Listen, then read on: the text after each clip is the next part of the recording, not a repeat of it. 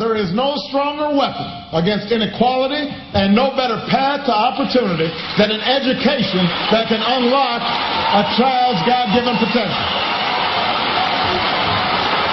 I want to take a moment to talk about how disengaged student became engaged with text. I was recently in a Boston middle school, and I saw this young man sitting idly during a designated time for reading independently. It was at that point that I called the young man over, and I introduced him to a novel.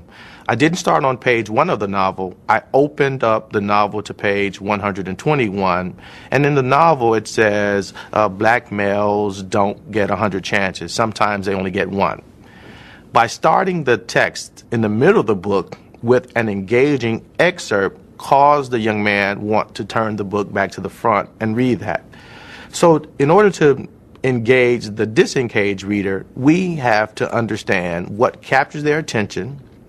How do we start off text with these young people, with these young individuals, and how can we structure something that immediately captures their interest? At the end of this period, when the teacher said it was time to stop for the read aloud, the young man who refused to read initially refused to put the text down. I like to read books about sports, you know what I'm saying, adventurous books. Books with people that got problems and then they figure out a way to solve them, you know what I'm saying? Because I think it's always a way to solve something, you know what I'm saying? So if that book got a problem and it's a way to solve it, or a book about sports, I'm all about it.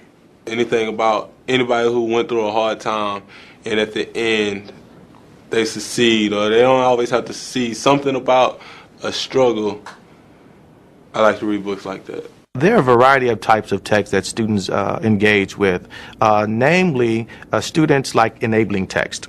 And in these enabling texts, it causes students to be, to do, or to think differently as a result of what they're reading. It's not simply about students' literacy development, it's about students' lives. If we keep that first and foremost in our minds, we'll find a way, because we'll not only develop the skill, but we'll have the will to address the literacy needs of struggling adolescent readers who continue to deserve and need our attention.